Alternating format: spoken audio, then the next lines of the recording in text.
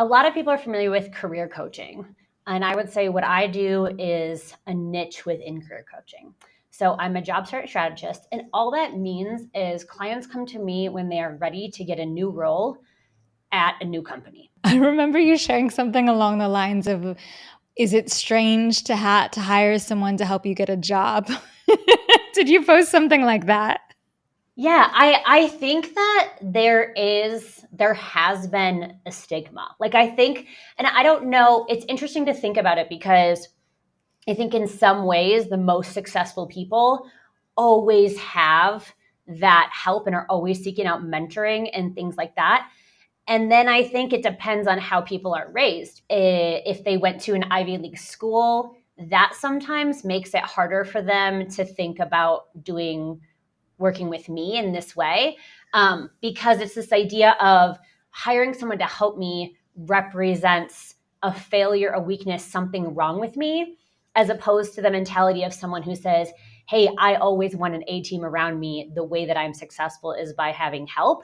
So that's definitely the case. And I think that is one of the challenges of what I do is if you ever watch Shark Tank, like they don't want to invest in things where there's a lot of customer education involved. And I would say there's a whole lot of customer education involved, even in the case that someone's open-minded to what an asset, something like what I offer can be for them. I ask this because I think there's a great parallel in so much of what the listeners are doing, where there is the consumer or customer education piece.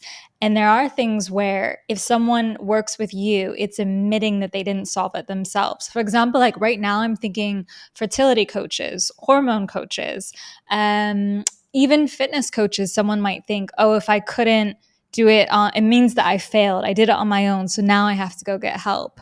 And I think it makes it hard when you have this business because, like you said, it's a whole nother challenge that you have to overcome. So I'm a bit curious, how are you overcoming it? What are you doing to help people? And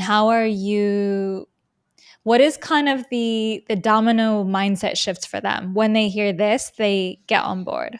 I would say the majority of people who have that mindset that accepting help means I'm a failure, that's usually not something that I can overcome in a 1 hour discovery call. And I think it's really interesting because if you think about it, someone who's looking for a job, they're going out and they're kind of marketing and selling themselves, right? And I don't think that's very different than marketing a product. And in many ways, I'm going out and asking people to hire me on a daily basis because working in the B2C realm means that it's not like I know a lot of people have B2B businesses and they sometimes get $40,000 to $50,000 projects. That is obviously not the case here. So in some ways, I'm going through what my clients are going through on steroids. And something I would tell them is, look for the people who already want to hire you. And so it's not to say that in my realm that there aren't things that I'm teaching my clients in order to help them decide whether I'm the right person for them. And I do think a lot of people who work with me, I'd say probably the majority, they've never hired anyone previously. But I think that when I think about like a new entrepreneur out there, if we really get clear on if you're a solopreneur, or even if you have a small team, there's 5 or 6 of you, or whatever, the part of the market that you're trying to get, I mean, even if you wanted, $1 million a year in revenue, is so small. Your job is not to convince anyone to hire you, to buy your service. Your job really primarily is to find the people out there that are most likely to buy. So it's more like dating. You're looking for that match. And I think that provides so much clarity because if we take the dating analogy, it's not that I'm going to show up to a date in holy sweatpants and think that that's going to be enough. I still need to show up to a date, one, putting effort in whatever that looks like for me, and also taking the time to explain what I'm about and giving something, right? And so that's, I think, that's how I think about, finding clients. And I think as a solopreneur, that lends itself a lot to taking less pressure off of quote unquote sales and more onto marketing.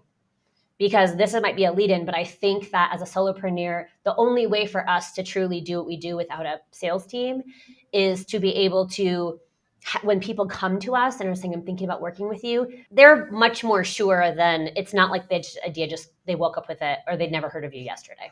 I like that you say that too, because I think the big thing that comes up again and again on here is that people feel really uncomfortable selling. And I think it's because they're taking it from the perspective of, oh, I'm selling to someone who doesn't want this, or Mm-hmm. maybe they don't know that they need it. Yeah. Versus what you're saying, which is no, I'm just presenting it to someone who's already looking for this, or when they hear it, they'll know. And my job isn't to convince anyone, just as if I went on a first date, my job is not to convince that person that they have to like me. I'll do my best to show up, but I'm not going to try to convince them, because what kind of relationship would that create? I think part of the education is in saying, I want to show you what this field could do for you. So I want to show you what job search strategy can do for you. And so what I really try to do is show people what could be the return on investment if you invest in job search strategy. I like that too, because it takes away the pressure of I need to get this person to work with me. It's so fundamental. I know they need it so much, especially because a lot of people listening will be in the transformation space, in the empowerment space, healing, all that stuff. And it hurts you a little bit to see someone you could help and then they don't do anything. But if they're at least doing it with someone else. I want to kind of get back though, because I know if I don't ask you about your journey, I will kick myself. So if we back up a little bit more, because this is such, I at least think of it as an outsider, as a very niche area that you're in. Yeah. Can you walk us through how you landed on this? Because I'm sure you didn't leave your job and think, this is what I'm going to do. It was a little bit like that, but this is a long journey. So here's what I think is so interesting.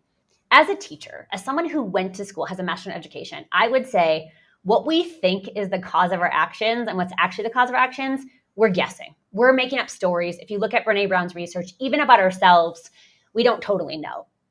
So the story that I always had was my dream in life was to live in another country.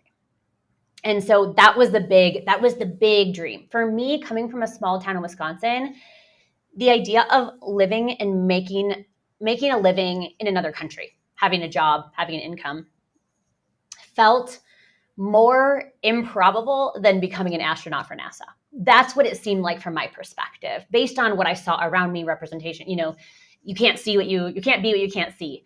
And I ended up moving to Medellin, Colombia at age 25. I had taught for 3 years at that point. I had my master's in education. I was teaching here for 5 years. An interesting thing about living in Medellin is it's such an entrepreneurial city. You've spent significant time here. You know what that's like. My husband is from Colombia. What he thought was possible for his life, and he was like a lifetime entrepreneur. So as when we moved in together, I started being like, I want to do this. So that was always my story, that I adapted that from being around him and friends. Fast forward is I was diagnosed recently at age 40 with ADHD. Well, ADHD is known as the explorer gene. And if you're an entrepreneur, you're 300 times more likely to have ADHD. Wow. If people are watching this and like, I feel like I love building, I feel like you might have ADHD, you might want to go consider getting diagnosed. I didn't even suspect I might have that until age 37 or 38. It's been so incredible to have the diagnosis. So when I started seeing people could build things for a living, it wasn't necessarily that I said, I want to have this one business. It was, I want to build something. And I had a friend say to me once, like, I just want to have a business. And is that a stupid reason? And I said, I think that's the most pure reason to want to have a business ever. Because if you want to do it to make money, don't. I can teach you how to get a job for a lot more money and start saving now. And like, you won't have to go through those years. A business it will break your heart. It's like I don't like to compare it to having a child, but like you can't control what happens, right? There are days it will betray you. And, part of my journey now is being in year 5 and being like, are you serious right now? Like, I thought I would be farther than this. So I need to go back and catch the thread back up. I started a business in Medellin, Colombia. I made maybe $3,000, which is pretty decent if you think of the currency. And it was all a side thing. And this for me was in some ways like an entrepreneurial degree, because everything that I learned on the job, like I don't think I could have learned in a classroom, which is really interesting coming from someone who lived in the classroom for 8 years. That was my life. And so I created this business. It all kind of came to a head, and I kind of knew like I'm missing some capacities, some, what's the word I'm looking for today? Abilities that I don't have yet. And so this opportunity came where my husband really wanted to move to what turned out to be Seattle for a master's degree. And I was like, I think this is perfect. So I think the next step in my journey, if I want to have a business again, is to get into the corporate world. I had never worked for other than maybe a restaurant or something like that, I hadn't really worked a lot in business, So I thought building for someone else would make more sense. And that is how I got into my tech career. So two things happened, right? That helped as I got into my tech career and the jobs I got in that, I was able to build things within another company. But also in making that pivot from being a teacher, landing initially at Microsoft, and then making the decision to go to a fast growing startup, and why that was probably better for my career than staying at Microsoft. I'm at this startup for 3 years. And also, like, shit kind of hits the fan at that company, right? It was totally my dream job. I love it. Things get hard. People are complex. It felt toxic for me. I want to be careful about, it was hard. So yeah, we'll just say a quick little bit here. If you want to hear more about that experience, I will link in the Feel Good Make It episode, because you do talk a lot about what happened there. And I think it is worth listening to. that actually was the impetus for me to go to therapy, which I think being in therapy was really key to this business journey. And full disclosure, 6 years later, I haven't left therapy, because having a business is the biggest mind F that I've ever had in my life. So I don't think I could do it without all the two professionals that helped me get through this. So what ends up happening is I'm looking for a new job, and for my own mental health, I need to get out of there, right? I don't have the tools to cope with what I'm dealing with. I also don't agree with the way that certain things went down, whatever. And what happens is, this is so cool, because it feels like, I think that the universe can conspire for you if you look for it. There is research that shows that if you think you're a lucky person, you find better opportunities. Huh. I had a 6-figure salary at this point, right? So this is why they call that the golden handcuffs for a reason when you think about going independent. I was in Cartagena, and I'm talking to this recruiter from Cartagena in this Airbnb overlooking the ocean. And I'm like, this job sounds boring and easy and not something that's going to help me advance my career, right? And it's like a light bulb comes up above my head. And I was like, wait a second. This is a fully virtual job. And if it's as easy as I think it is, I think this is the perfect moment for me to do the virtual job and start my business. That's kind of how it happened. And then I worked that job for like 7 months, and I was able to do it in 20 to 30 hours a week, depending on the week. Didn't have any commute. Got into a co-working space. That's a big recommendation I have that we can get to. And the rest is history. And I started full-time in the business in 2019. What's so interesting about your journey is you started in something totally different, teaching. You created a business, then you went back into the 9 to 5 really longer because you were in the tech space area. Then you decided, I want to have this business full time, but I'm going to take my job on the side, which is easier to do. It's virtual, allowing you to focus on the business. And I think that's so key, because a lot of times we think it's either or, but you can sort of segue and go between and find what works for you. And I will say this to anyone thinking about starting a business. The one thing I would have done differently is had a job I didn't care a lot about, that didn't require a lot of my time, to take the financial stress off of making the business work. So I like a huge hand clap for you for that, because that can be the really big defining thing, because it's a huge mind fuck being in business. It really is. It requires a couple therapists or a really like steady mind to get through it. It's hard. And I think this kind of brings us to the natural thing of where, okay, you've been safe in this job, building your business. At what point do you say, I'm officially ready to cut the cord and I'm going to go and do this full on?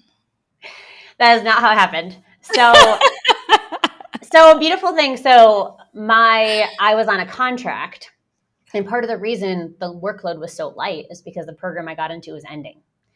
So it ended, and I saw it coming from day one. Like every day I was so grateful. Like every day, thank you so much for this job. Like I would walk to my co-working space, 15 minutes from my house, right? Easy walk, blah, blah. 2 computers.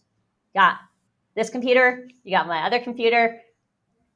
Teams is up, Skype for Business, whatever it's called at the time, is up, ready to go. I was always on call for them, whatever they needed, and then I'm over here. And it ends. That was such a hard time, honestly, because when it ended, I was just like, oh, poop. Like this is how everything was possible. And I chose, full disclosure, I chose a revenue model for my business initially that didn't work. So at that point, I'd made so little money. Like, I don't even know if I had made like $2,000 at that point. And I was looking through my consulting firm, through, what else is out there. This is end of 2018. What is remote? And I couldn't find something else remote. And I kind of know, I know now, finding the job, you're like, oh, I want a remote job that's like pays well, but like, it's not going to be too hard, but they're going to be really happy with what they get from me. But, that's not an easy thing to do. That usually takes time to find that right match. So I decided to go full on with my business based on that. And I'm of two minds. The benefit of going full on was that I had to figure out the revenue model thing. And I had to fix that problem quickly. And I think that led to where I'm at now, where it's like, okay, a lot of people underprice. And so you start to learn quickly, like that first year. I mean, my first year in business, I did 20K in revenue. And I think in retrospect, that's like a great amount in some ways because, but I would look at it, I'm like, I'm busy all the time. So I'm just undercharging. So then it was about raising my prices. And that happened 2 years consecutively where I needed to raise prices. What was the revenue problem then? Was it a case of, because I think it's interesting when you say, oh, I did 20K, that would be, I always say to people here, in your first year, if you break even, it's amazing. That's a great outcome. Yeah. That means that you have at least accurately identified a demand. And now you have to get your expenses down, you have to tweak some stuff, but you've got the demand and that's great. So 20K, I think, is great for our first year. 20K was sales, by the way. But I also see on the other side of that, you're someone who had a 6-figure job before that.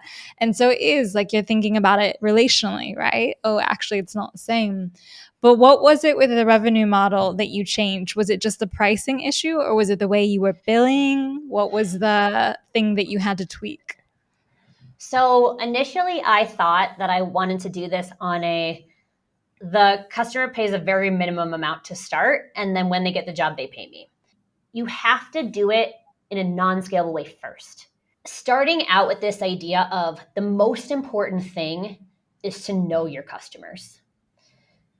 And the thing is that when in this early model, when I worked with people, every single client was individual. I still to this day do a discovery call with almost anybody if they're purchasing something that's over like $1,200. I sometimes will have $400 products or something like that, $200 products. If you want that, you just have to buy it. There's no discovery call in that. But the thing about that is I have been part of several business programs where I've been the student, right? Entrepreneurs who are super successful. And they will often tell you, give out surveys, ask people to tell you what they want. That doesn't work.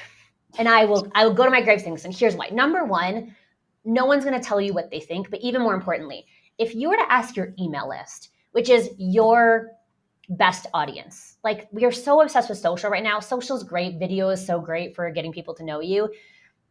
Your follower will confuse the hell out of you. There's a very little relation between your followers and your revenue. For me, there's usually a direct implication between my subscribers and my revenue.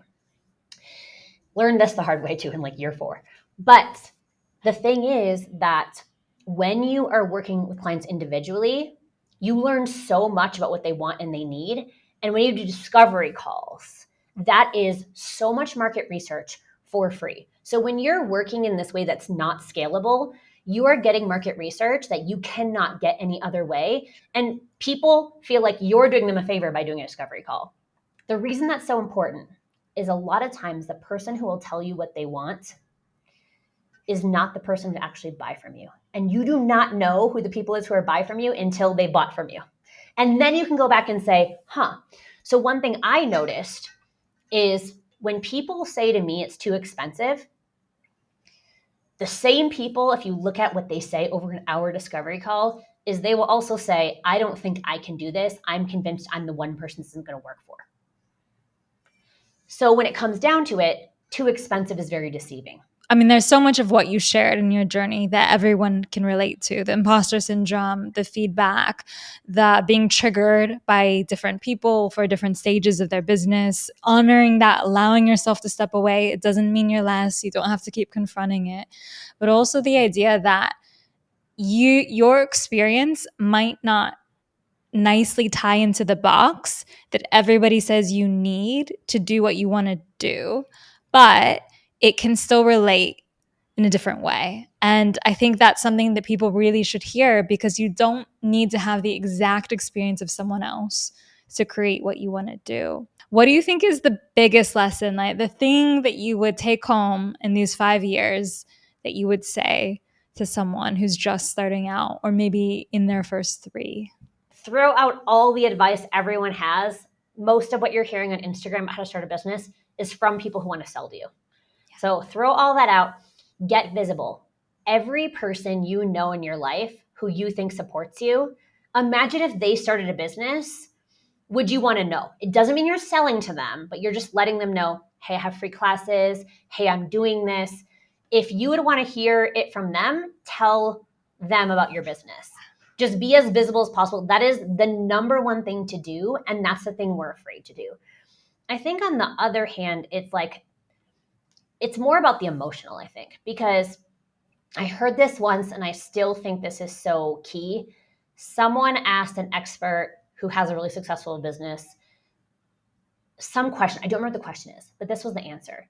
The answer was, if your business doesn't work, it's not because necessarily of any one logistical factor, because anything can be changed. You could change your audience, you could change your product, you could change whatever. If it doesn't work, it'll be because you couldn't emotionally admit to yourself what needs to change to make it work. Regulating our emotions and making sure that we are able to look at things clearly, which see previous conversation about therapy, is the number one thing that I think has allowed me to continue to grow and figure out what I need as an entrepreneur, what my business needs, and what I need as a person, which these things are three intertwined, but also independent from each other. Definitely reiterate. I think that those are for sure. And especially the emotional piece. It is completely that. People who give up often, it's because of that. The people who are really struggling with an aspect of their business, it's because of that. And it's not to say that it's easy. I'm not saying that. It's really hard. I've been doing this 11 years and it's still freaking hard. So I'm not trying to minimize this as something you can just click on and do, the emotional regulation, but it's so fundamental because it does continue on and on and on in your journey. And I know people who have 30 years in business that would say the same. So it's just part of it. Last final question for you is, where can people connect with you? Yes. These days, the best place absolutely to connect with me is on Instagram at BeSpoke Professional. And I would say this too, if someone listens to this and they're having a hard time emotionally or like connected with my story, please feel free to reach out. Like, always happy to have a little DM chat. People have done that for me and I would be happy to do that for someone else. Thank you so much for sharing that and for offering that too. And I will encourage anyone who's feeling like that connection to you to do it, Of because course. all of us have done this. Like you said, you've had people, you probably reached out to people and they also offered advice. I've done it before. This is not something you do in isolation. So thank you for sharing that. Thank you for being here. Thank you for sharing the realness of the journey. Of course. I feel like I didn't even touch the surface of like how hard it's been. So if it seems like I feel really confident, like this is the duality of being a business owner. So whatever you're feeling, it's normal. And thank you so much for having me on. I love what you do. And this is so close to my heart in this idea of being authentic about it and sharing what the journey is actually like.